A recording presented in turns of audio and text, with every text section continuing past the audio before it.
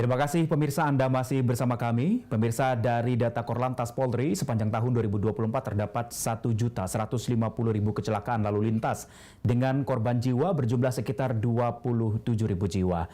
Dan yang terbaru, kecelakaan kembali terjadi di Tol Ciawi, Bogor, Jawa Barat. Lalu apa yang menjadi penyebab banyaknya jumlah kecelakaan di Indonesia?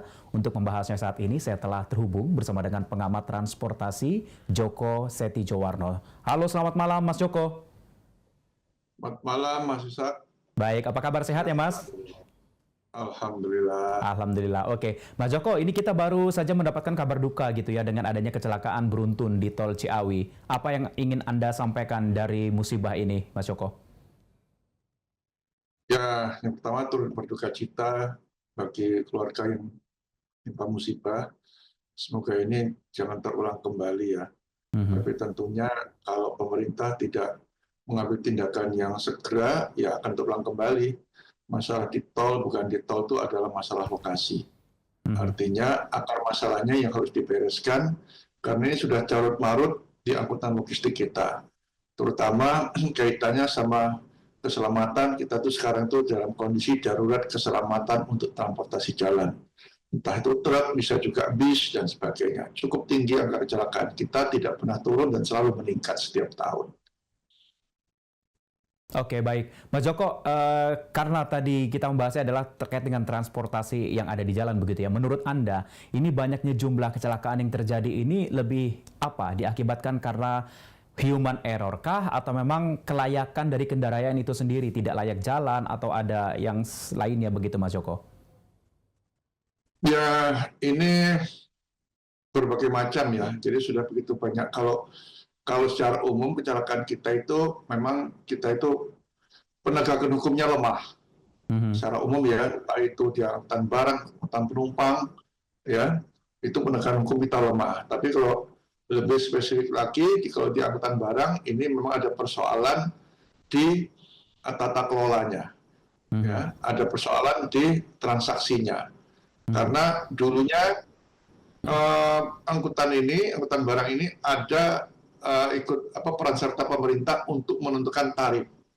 Ya, karena tarif apapun itu berpengaruh. Sekarang itu sesuai dengan pasal 184, tarif itu liberal, dibebaskan ke mekanisme pasar, di mana yang penting ada kesepakatan antara pemilik barang dengan pemilik kendaraan, transporter. Nah, akhirnya yang terjadi harga yang paling murah yang mana itu yang mengangkut. Padahal kalau sudah paling murah itu pasti ada yang dikorbankan. Yang di sisi lain, pengemudi kita tuh tidak punya yang namanya upah standar minimum, tidak punya. Sehingga mereka jadi korban. Ya, kajian tahun lalu menunjukkan gaji supir kita itu pendapatannya 1-4 juta rupiah per bulan. Itu jelas di bawah UMR sebenarnya. Jadi sudah tidak layak lagi. Makanya sekarang di Indonesia mencari supir itu susah. Ya, banyak supir yang beralih. Ya, mereka tidak punya kepastian hukum, bahkan mereka cenderung kalau kecelakaan seperti ini itu jadi tersangka. Padahal dia tidak tahu barangnya diangkut berapa ton, ya, isinya apa, suruh bawa, tapi kalau kecelakaan dia dulu jadi tersangka. Tidak pernah, jarang sekali sampai meja hijau apalagi masuk UI yang namanya pemilik barang maupun pemilik kendaraan itu tidak pernah, dan selalu supir truk. Makanya sekarang supir truk sudah makin berkurang, kena juga tidak ada, dan sebagainya. Dan ini jelas merugikan buat negara juga. Baik, Mas Joko, ini kan kalau setiap kita perhatikan, setiap kecelakaan yang terjadi ini kan pasti penyebabnya sama. Ya, ketika tidak lain adalah remblong begitu ya.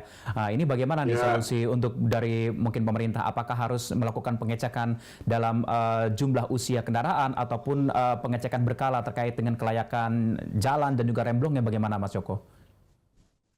Selama tadi ya pemerintah tidak ikut cawe-cawe dalam penetapan tarif, itu masih tetap berlangsung. Karena apa? Kalau harganya sudah rendah itu pasti nanti pada keselamatan dikorbankan. Katakanlah dia harus memeriksa setiap hari, ada orangnya tidak ada, berarti tidak diperiksa. Harus mengganti spare part-nya, tidak diganti. Nah, itu pengaruhnya di sana. Rentetannya seperti itu. Makanya akar masalah diberesin. Belum lagi angkutan barang kita itu punglinya luar biasa loh. Menyebabkan pungli itu mulai baju seragam sampai tidak pakai baju. Nah, kalau sudah oknum aparat penegak hukum, itu yang beresinnya siapa? Ya presiden. Nggak mungkin menteri PU, ya, kemudian Korlantas, apalagi menteri perhubungan nggak bakal bisa.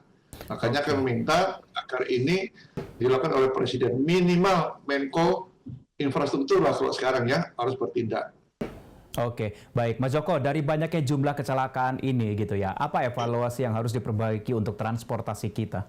Ya carut marutnya ini, jadi masalah penegakan hukum tadi ya, itu kita melemah, harus kuat. Kemudian kalau di angkutan barang itu ada 12 kementerian dan lembaga yang terlibat.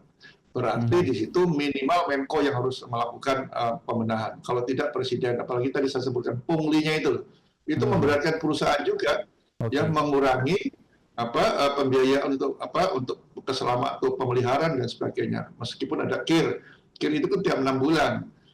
Kemudian harus ada SMK, Sistem Manajemen Keselamatan Lingkungan Perusahaan. Itu pun harus ada pembinaan dari pemerintah. Sementara sekarang ini kondisinya anggaran untuk keselamatan itu tidak ada sama sekali.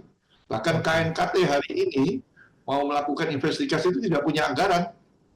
Nggak ada, jadi mereka patungan untuk melakukan investigasi tanpa dibayar, karena honornya tidak ada sama sekali. Nah, pemangkasan seperti ini lebih membahayakan lagi ke depannya. Jadi anggaran keselamatan kita hilang. Sementara keselamatan kita sudah kondisi darurat. Nah, ini membahayakan sekali ke depan. Oke, baik. Sebelum saya akhiri, Mas Joko, himbauan Anda bagi para pengendara apa? Ya, tentunya harus berhati-hatilah dan jangan lupa untuk berdoa saja, karena sulit untuk menghindari, karena kecelakaan truk ini tiap hari pasti terjadi, bahkan sampai 7 kali dalam 1 hari. Nah, kalau dulu di jalan arteri truk menabrak, sekarang kok di jalan tol truk ditabrak dari belakang. Nah, ini cukup besar lagi. Apalagi persoalan kelelahan pengemudi dan sebagainya, ini menjadi persoalan cukup krusial di Indonesia saat ini.